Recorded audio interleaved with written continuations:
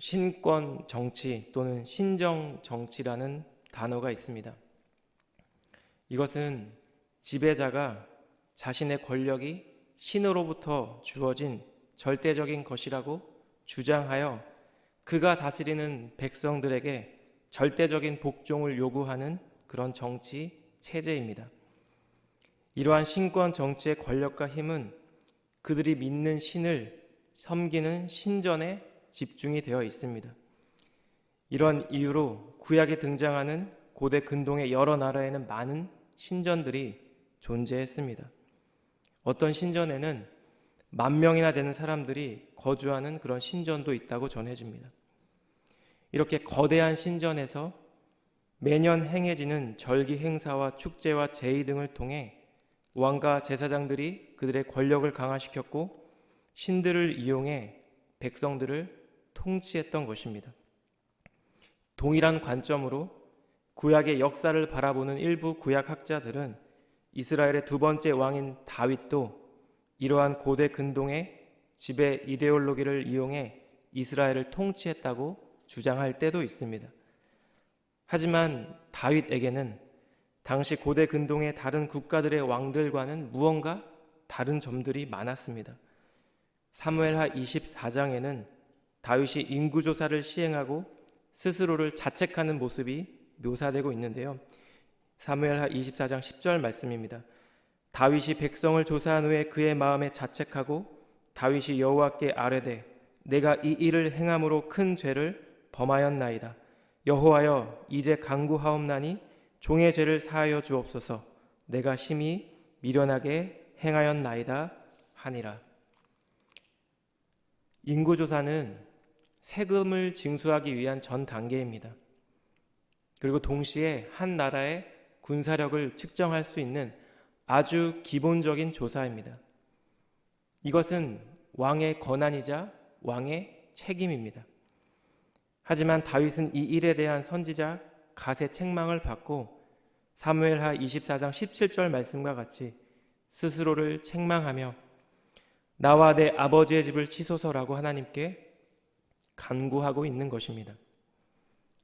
또 한편으로 열왕기상 2장에는 이러한 다윗이 숨을 거두기 직전에 아들 솔로몬에게 하는 유언과 같은 말이 언급되고 있는데요. 제가 3절을 읽겠습니다.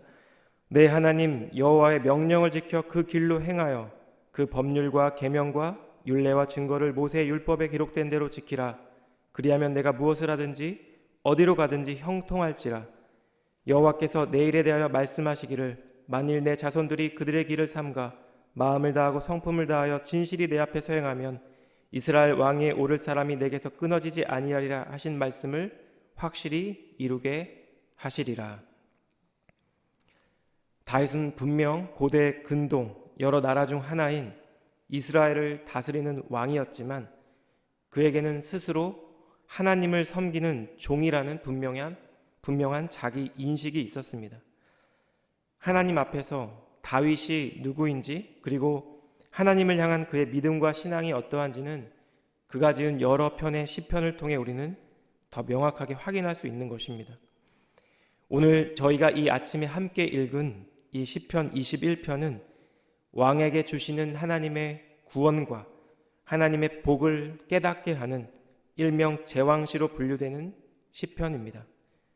왕 다윗은 당시 고대 근동의 다른 왕들처럼 백성들의 칭송을 구하는 것이 아니라 우리가 주의 권능을 노래하고 찬송하게 하소서라고 주님의 이름을 지금 노래하고 있습니다. 이러한 관점에서 시편 21편은 그리스도로 말미암아 하나님의 자녀가 된 저와 여러분들을 위한 시이기도 할 것입니다. 왜냐하면 이 다윗 언약을 따라 하나님의 아들로 인정된 이 이스라엘의 왕은 믿음으로 하나님의 자녀가 된 그리스도인들을 예표하기 때문입니다. 그렇다면 오늘 우리가 함께 읽은 이 시편 21편을 통해 하나님의 자녀가 된 저와 우리 성도님들의 성도의 삶을 살고 있는 저와 여러분 모두에게 우리는 무엇으로 인해 하나님께 참된 감사와 참된 찬송의 예배를 드릴 수 있을까? 이 시간 함께 말씀을 살펴보며 다윗과 같이 우리가 하나님을 찬양해야 하는 두 가지 분명한 이유를 함께 나누기를 원하고, 그 안에서 우리 안에 참된 기쁨과 감사가 회복되는 그런 귀한 시간 되기를 우리 주님 이름으로 축복합니다. 첫째로 본문의 말씀은 우리를 구원하시고 복을 주시는 분이 바로 여호와 하나님이며, 따라서 우리가 기뻐해야 할 대상은 바로 하나님이라는 사실을 우리에게 전달하고 있습니다. 시인은 1절에서 이렇게 고백합니다. 여호와여, 왕이 주의 힘으로 말미암아 기뻐하며 주의 구원으로 말미암아 크게 즐거워하리이다. 왕이 기뻐해야 하는 이유 두 가지가 지금 제시되고 있습니다. 그것은 바로 하나님의 힘과 또한 하나님께서 베풀어 주신 구원입니다. 하나님의 힘과 구원은 평행법처럼 구약 여러 곳에서 동시에 언급되는 두 가지 단어이기도 합니다. 특별히 출애굽과 같은 큰 구원을 이루신 하나님의 능력을 찬양하는 그 상황 가운데 나타나는 주제인데요. 출애굽기 15장에는 출애굽을 이룬 후에 홍해를 건넌 후에 모세의 노래가 언급되고 있습니다. 2절 말씀입니다. 여호와는 나의 힘이요 노래시며 나의 구원이시로다. 그는 나의 하나님이시니 내가 그를 찬송할 것이요 내 아버지 하나님이시니 내가 그를 높이리이다. 홍해를 건너고 나서 이 여호와의 이름을 찬양했던 모세와 같이 왕은 지금 출애굽과 같은 큰 구원을 이루신 우리 하나님의 능력을 기뻐하며 노래하고 있는 것입니다. 이처럼 우리 안에 기쁨이 있다는 것은, 우리가 주님을 기뻐한다는 것은 주님으로부터 받은 이 구원을 받은 자가 보이는 아주 대표적이고 자연스러운 반응입니다. 뿐만 아니라 이것은 하나님의 통치하심에 대한 피조세계의 자연스러운 반응이기도 할 것입니다. 우리는 시편 여러 곳에서 이처럼 우리를 구원하신 하나님, 그리고 우리를 창조하신 하나님에 대한 기쁨과 감사의 고백들을 쉽게 발견할 수 있습니다. 그런데 이러한 하나님의 힘과 구원은 그냥 저절로 이루어진 것이 아니었습니다. 놀랍게도 이 모든 것이 왕의 요청을 들어주신 결과라는 것입니다. 제가 2절을 읽겠습니다. 그의 마음의 소원을 들어주셨으며 그의 입술의 요구를 거절하지 아니하셨나이다. 본문에서 묘사되는 왕의 모습은 개인의 야망을 추구하며 민중을 압제하는 이방 세계에서 흔히 발견되는 왕이 아니라 하나님 보시기에 합당한 자, 즉 하나님의 참된 통치를 구현하는 자라는 사실을 우리에게 전달하고 있습니다. 왕이 단순히 군사적 능력과 권세를 가진 인물이 아니라 어쩌면 회중과 동일하게 하나님의 도우심과 하나님의 구원의 대상이 된다는 것을 지금 시인은 노래하고 있는 것입니다. 이제 이어지는 3절과 4절의 내용은 하나님께서 왕에게 주신 복을 언급하고 있는 내용인데요. 주의 아름다운 복으로 그를 영접하시고 숨근 관을 그의 머리에 씌우셨나이다. 그가 생명을 구하매 주께서 그에게 주셨으니 곧 영원한 장수로소이다. 아름다운 복으로 번역된 이 단어는 문자 그대로 해석하면 선함으로 주신 여러 가지 복을 의미합니다. 당신의 선하심을 따라 당신의 백성에게 여러 가지 복을 주셨다는 것입니다. 그에게 승리와 영광의 삶을 상징하는 숨근 간도 씌워 주셨습니다. 뿐만 아니라 왕이 생명을 구할 때 하나님께서는 그에게 장수의 복도 허락해 주셨습니다. 이 4절의 영원한 장수로 번역된 이 히브리어 표현은 문자적으로는 영원까지 이르는 긴 시간을 의미합니다. 사실 이것은 그만큼 긴 생명의 날을 누리게 하셨다는 과장된 표현으로 이해할 수도 있지만, 한편으로는 저와 우리 사랑하는 성도님들처럼 구원받은 백성에게 주어지는 영원한 생명을 우리 모두에게 상기시키는 그런 말이기도 할 것입니다. 이제 이어지는 5절과 6절 말씀인데요. 주의 구원이 그의 영광을 크게 하시고 존귀와 위엄을 그에게 입히시나이다. 그가 영원토록 지극한 복을 받게 하시며 주 앞에서 기쁘고 즐겁게 하시나이다. 이 5절에서 언급된 영광과 존귀와 위엄 같은 단어는 사실 하나님의 특성을 나타내는 단어이기도 합니다. 다윗은 지금 이러한 영광과 존귀와 위엄이 자신의 스스로의 능력에 의한 것이 아니라 하나님께서 자신에게 주신 것이라는 것을 고백하고 있는 것입니다. 이어지는 이 6절의 말씀은 하나님께서 왕에게 주신 복에 대한 진술이 다시 한번 반복되고 있는데요. 하나님은 왕에게 복을 영원히 주시고 당신의 현존으로 왕이 기뻐하며 즐거워하게 하고 계십니다. 우리가 함께 봤던 본문 1절에서 왕이 하나님의 구원으로 인해 기뻐하는 것과 동일하게 지금 6절에서는 왕이 하나님이 주신 복과 함께 기뻐하고 있는 모습이 반복적으로 표현되고 있습니다.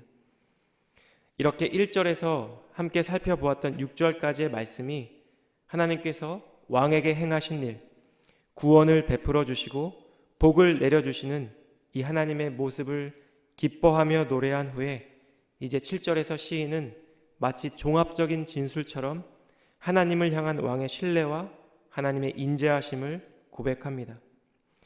왕이 여호와를 의지하오니 지존하신 이의 인자함으로 흔들리지 아니하리이다. 이 본문의 말씀을 묵상하며 먼저는 제 안에 하나님께서 베풀어 주신 이 구원에 대한 기쁨과 감격을 내가 진짜 누리고 있는지 저의 개인의 삶을 돌아볼 수 있었습니다. 어쩌면 지금 내게 주어진 이 삶의 자리가 우리가 해야 될 여러 가지 일들로 인해 그리고 분주한 일상으로 인해 이 기쁨과 감사와 감격을 놓치고 살고 있지는 않은지 우리는 돌아보아야겠다는 그런 묵상이 되었습니다. 더불어 주님께서 이미 저희 모두에게 베풀어 주신 이 많은 복들을 우리가 때로는 당연하게 여기며 살아가고 있지는 않은지 돌아보아야겠다는 그런 생각이 들었습니다. 찬송가 429장은 하나님께서 허락하신 복을 대하는 이 성도의 자세를 노래하고 있습니다. 세상 모든 풍파 너를 흔들어 약한 마음 낙심하게 될 때에 내려주신 주의 복을 세어 보아라. 주의 크신 복을 내가 알리라. 받은 복을 세어 보아라. 크신 복을 내가 알리라. 받은 복을 세어 보아라. 주의 크신 복을 내가 알리라. 주님께 이미 많은 복을 받았으면서도 그것을 깨닫지 못하고 헤아리지 못하고 살아가는 저희들의 일상에 큰 도전이 되는 찬양입니다. 이 찬송의 가사와 같이 우리는 때때로 의도적으로 하나님께 받은 복을 세어볼 필요가 있습니다.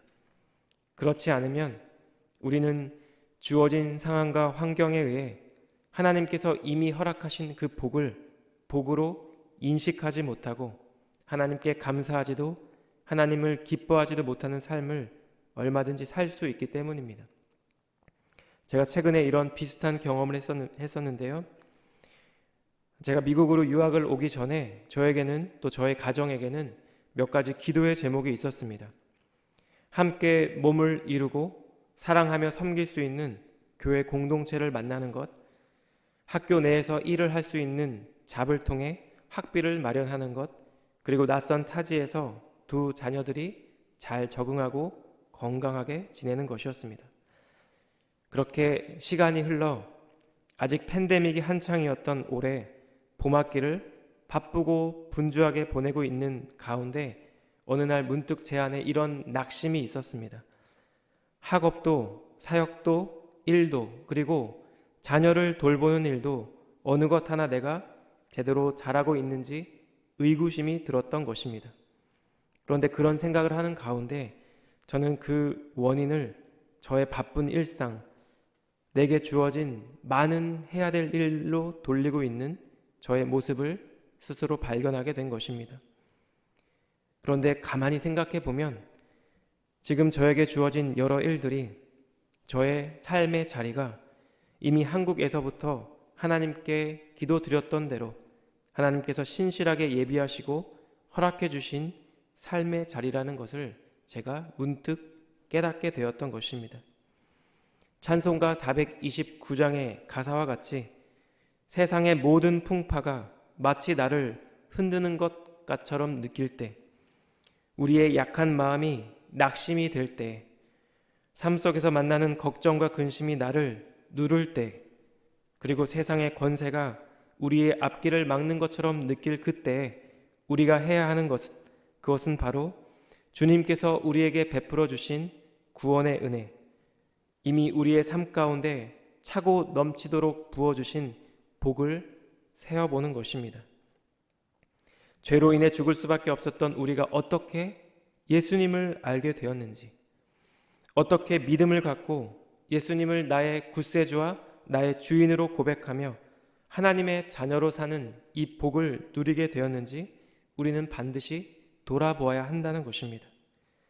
하나님께서 우리의 삶의 자리에 이미 베풀어 주신 주님의 그 풍성하고 아름다운 복들을 우리는 절대 그냥 지나쳐서는 안 될 것입니다. 시편 21편의 말씀 앞에 서 있는 저희 모두가 이 시간 우리에게 영원한 생명을 주시기 위해 구원을 베풀어 주시고 헤아릴 수 없는 많은 복을 허락하신 그 하나님, 우리 주님께 대한 감사와 감격, 참된 기쁨과 찬양이 회복되는 이 귀한 시간 되기를 우리 주님 이름으로 축복합니다.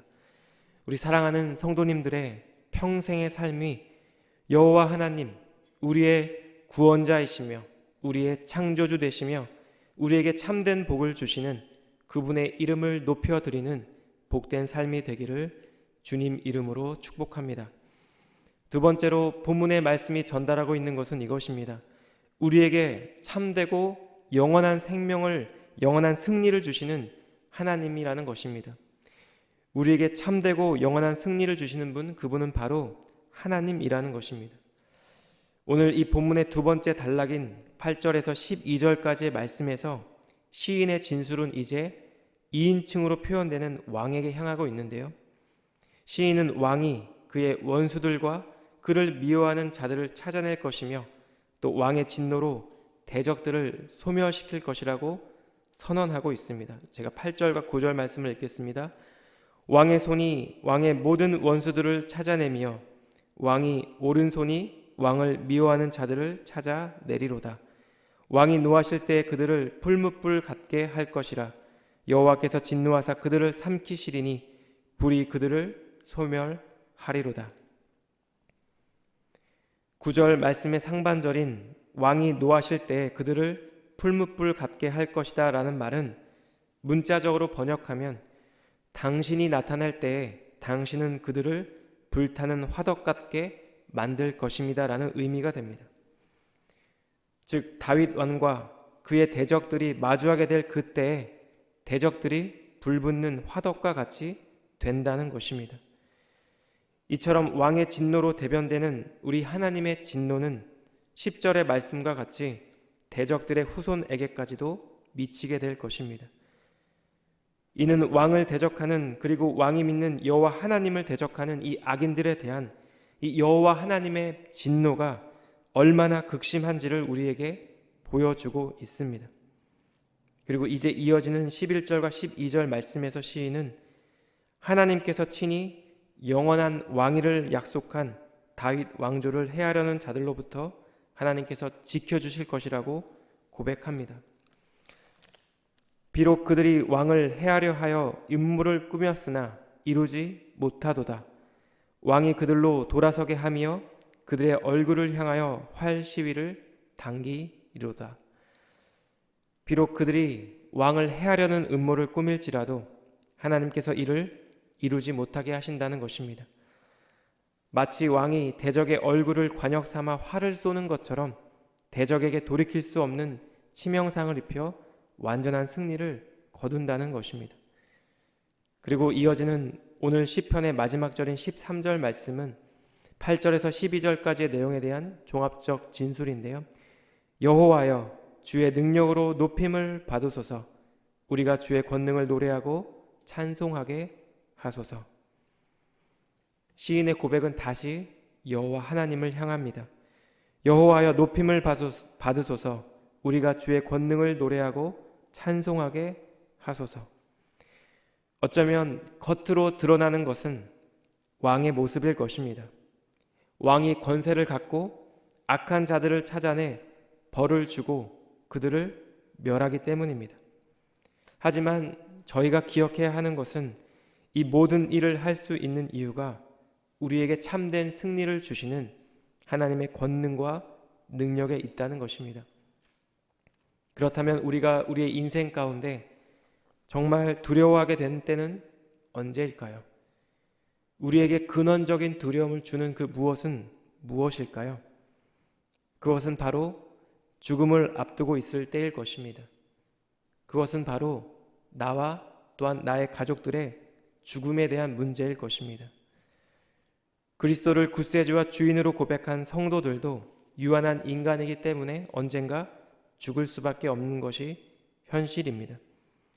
죽음은 우리가 한때 죄인이었음을 나타내는 표식이기 때문입니다. 한국의 마포구 합정동에는 양화진이라고 불리우는 외국인 선교사들의 묘원이 있습니다. 저는 이곳을 방문할 때마다 무거운 마음으로 바라보게 되는 묘지가 있는데요. 그것은 바로 가족묘 안에 있는 작은 크기의 묘입니다.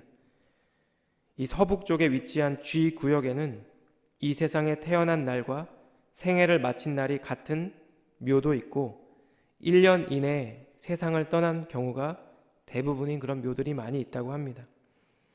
이 어린 영혼들의 사연은 우리에게 전해지지 않고 있습니다. 그래서 우리는 어떠한 사정인지 어떠한 일들이 있었는지 결코 알 길이 없습니다. 하지만 고국에서 2억 마일리 떨어진 아직 이 세상 가운데 알려지지 않은 이 조선 땅에 자신의 자녀들을 묻는 부모의 심정을 생각하면 못내 저의 발걸음이 잘 떼어지지 않았던 것 같습니다. 제가 직접 세어보지는 않았지만 꽤 많은 수의 작은 비석들은 부모를 따라 한국에 왔던 혹은 이 땅에서 태어난 어린 영혼들의 많은 죽음을 가늠하게 합니다. 자녀들의 죽음이라는 이 비극 가운데서도 그들이 이 땅에서의 복음 사역을 끝까지 감당할 수 있었던 것은 오늘 주님, 우리 주님이 오실 그날 예수님께서 죽음의 권세를 깨뜨리시고 성도들을 다시 살리실 것이라는 굳건한 믿음이 그들에게 있었기 때문입니다. 요한복음 16장에는 이 제자들을 향한 예수님의 간절한 권면의 말씀이 등장하는데요. 이것을 너희에게 이르는 것은 너희로 내 안에서 평안을 누리게 하려 함이라. 세상에서는 너희가 환난을 당하나 담대하라. 내가 세상을 이기었노라. 이 세상에서 수많은 대적의 도전과 공격을 받는 우리 성도님들에게 있어서 참된 소망이 되는 것은 예수님께서 이미 세상을 이기셨다는 이 믿음의 선포일 것입니다. 우리 인생 가운데 참된 승리는 우리를 향한 하나님의 극진하신 사랑 안에서 우리의 삶 가운데 온전히 이루어질 것입니다.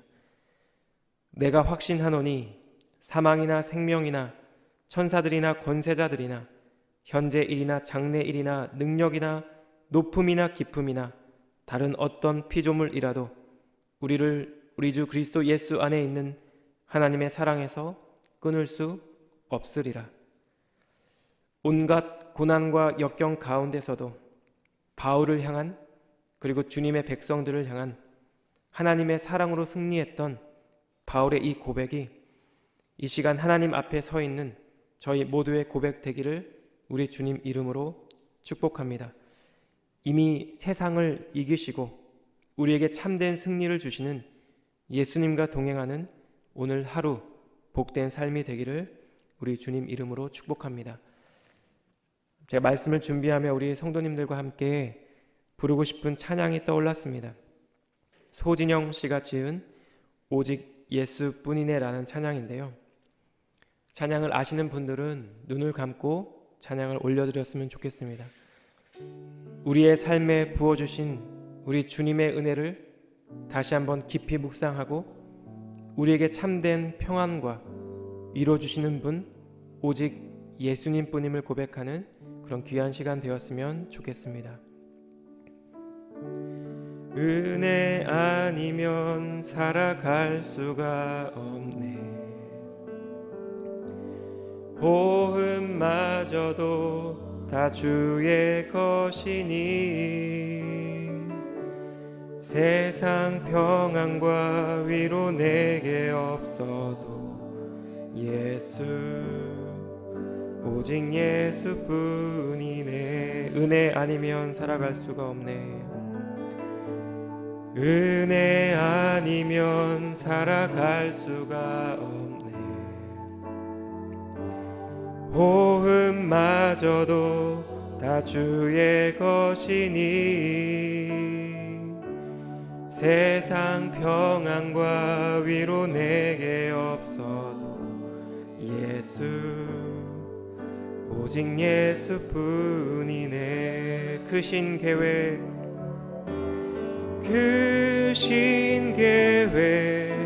다 볼 수도 없고 작은 고난에 지쳐도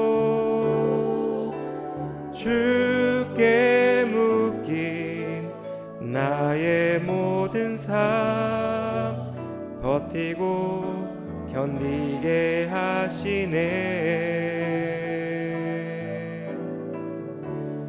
은혜 아니면 살아갈 수가 없네.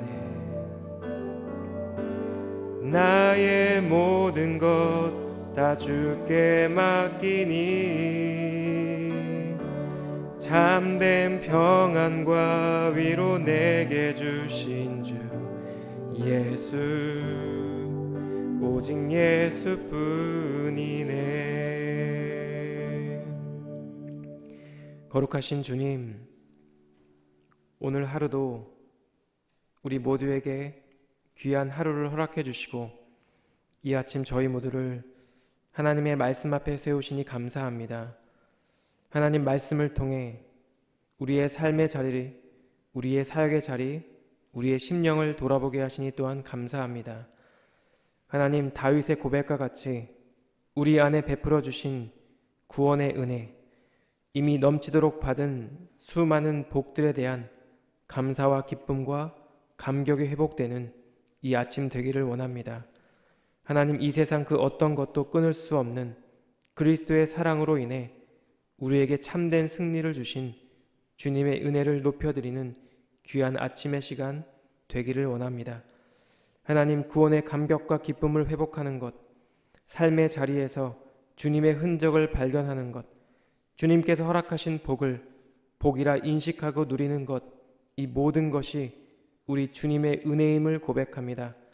하나님, 은혜 아니면 살아갈 수 없는 우리의 인생길에서 날마다 때마다 주님의 은혜를 더욱 사모하게 하시고 그 은혜 안에 거하며 주님의 이름을, 주님의 그 권능을 노래하고 찬양하는 우리 사랑하는 하늘의 공동체와 모든 성도님들의 삶이 되게 하여 주시옵소서. 주님, 오늘 하루도 저에게 새로운 하루와 주님께 나아가는 이 귀한 예배의 시간 허락해 주심을 감사드리며 이 모든 말씀 살아계신 예수님의 이름으로 기도드렸습니다. 아멘.